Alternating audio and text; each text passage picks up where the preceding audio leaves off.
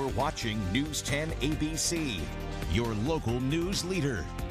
State Comptroller's office recently looked into the privacy and security of student data at schools all around New York State. News 10 ABC's Capitol correspondent Jamie DeLine sharing the report's findings.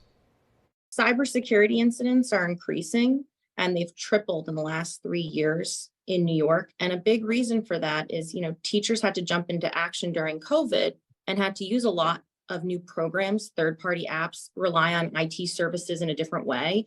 And that really exposed school districts to becoming more vulnerable to data breaches. And I think now we're seeing why that increase is happening. Data could include information such as names of children, their parents and teachers, as well as addresses and contact information. An audit of the State Education Department looked at a sample of 131 data incidents reported by school districts as well as school websites, focusing on March 2020 through November 2022, a time when schools were forced to move to remote or hybrid learning due to the pandemic. The Comptroller's office found the State Education Department's oversight needs to improve so that student information doesn't end up in the wrong hands. They need to ensure that school districts are putting dates of time of reporting, dates of discovery of incidents, dates of when they're notifying people.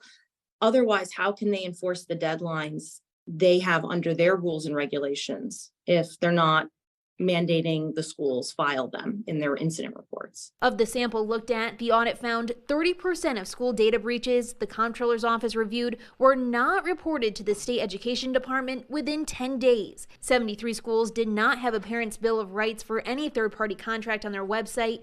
52 schools didn't have a data security policy on their website, and 14 did not have a data security officer. The State Education Department has responded supportive of the recommendations, which is something we like to see.